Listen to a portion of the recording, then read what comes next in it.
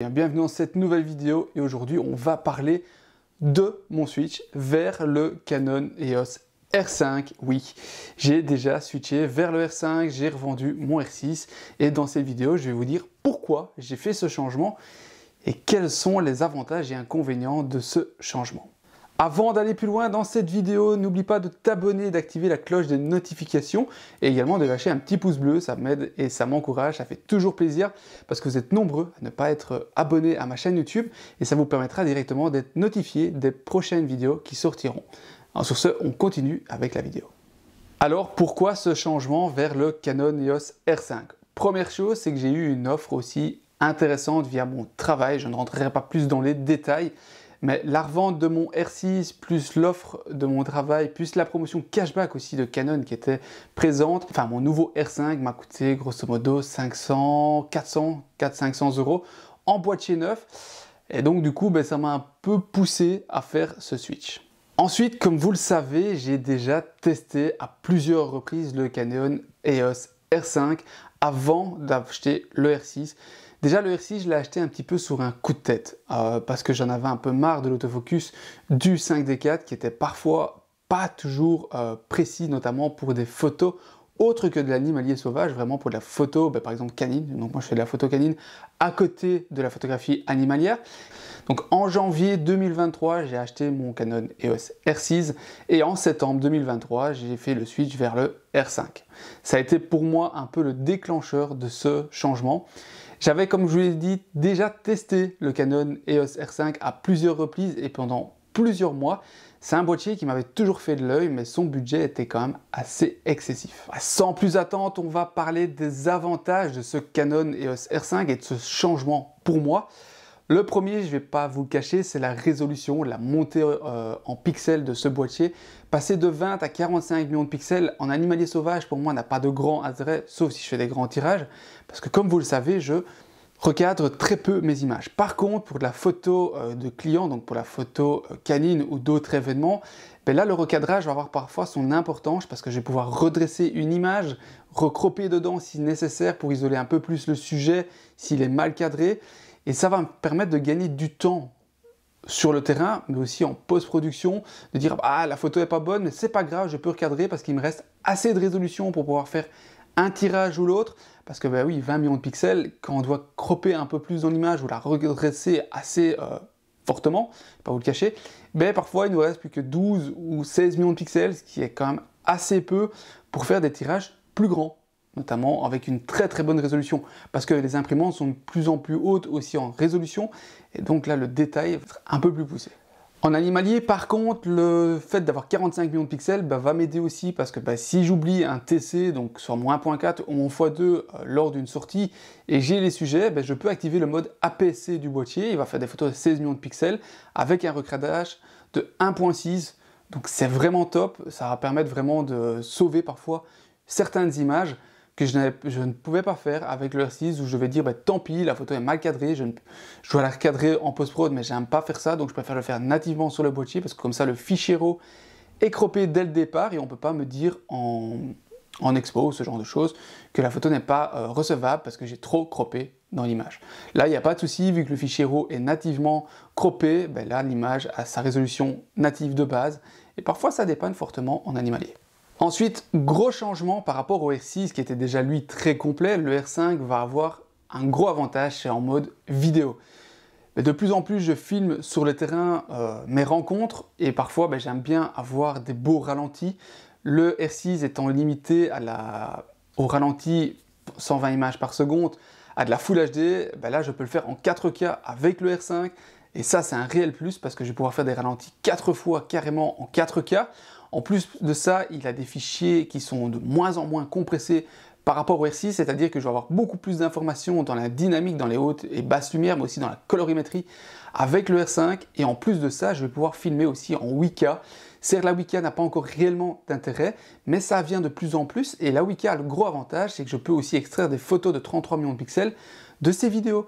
Et en plus, je peux aussi cropper dans les vidéos pour vraiment isoler mes sujets dans la photo et du coup faire des vidéos en 4K avec un zoom numérique sans perte de qualité. Et ça, c'est un réel plus sur le R5. J'utilise très peu cette 8K, voire pratiquement jamais, mais par contre la 4K à 120 images par seconde, ça c'est un réel plus pour justement faire du slow motion sur YouTube, etc. Autre gros avantage, qui n'est pas des moindres sur le R5, c'est la construction.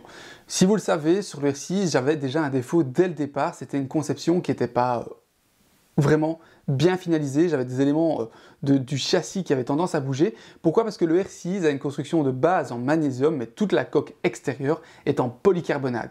Ces éléments plastiques avaient tendance à bouger et un peu à couiner dans certains coins. Et en plus de ça, c'est assez fragile. Si le boîtier tombe par terre, ça peut vite se détacher, se casser. Et là, les coûts de réparation sont quand même assez excessifs.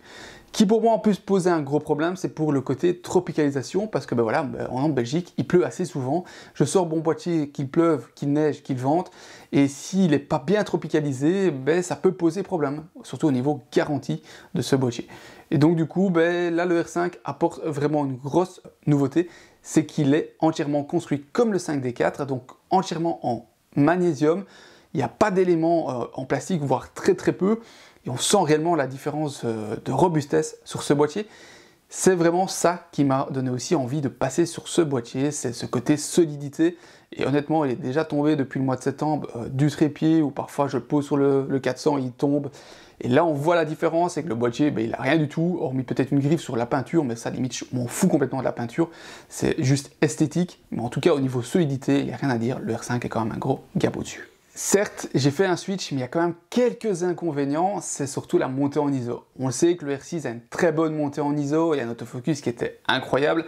Le R5, un peu plus pénalisé, le fait qu'il y a un capteur beaucoup plus grand, on a une montée en ISO qui est sensiblement un peu moins bonne. Mais bon, on s'en fout à l'heure actuelle avec les logiciels comme Lightroom, on peut clairement aller rechercher du détail, une bonne photo en post-production.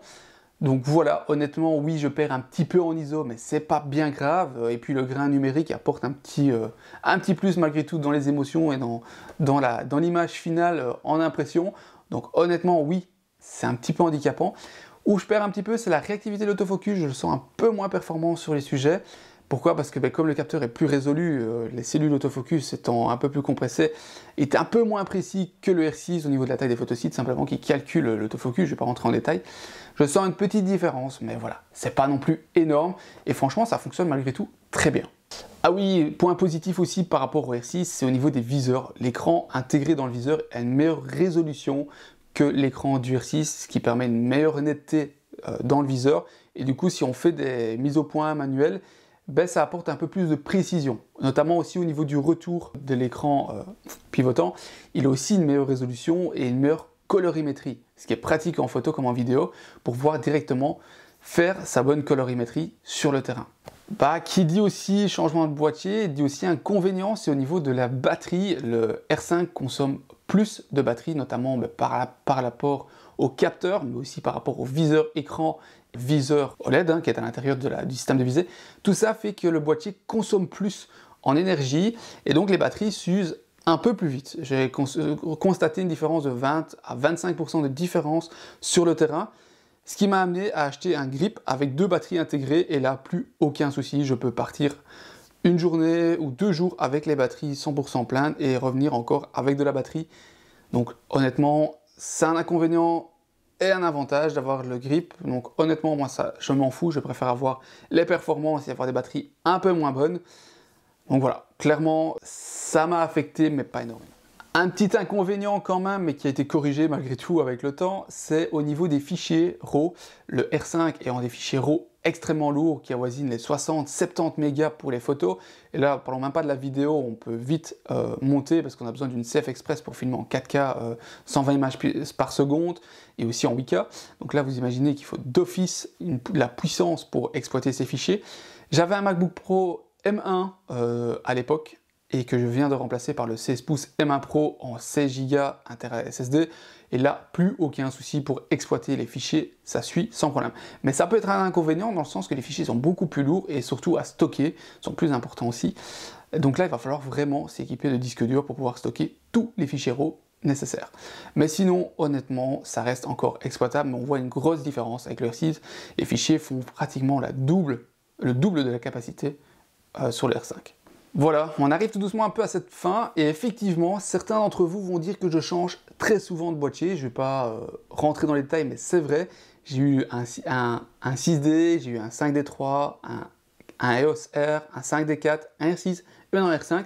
Ça fait 6 boîtiers en 10 ans de photographie. Il faut savoir que les boîtiers photo, c'est des boîtiers qu'on change le plus en termes de matériel photo. Pourquoi? Parce que ça évolue très vite et on n'est vraiment jamais satisfait. Pourquoi j'ai changé aussi beaucoup de boîtiers?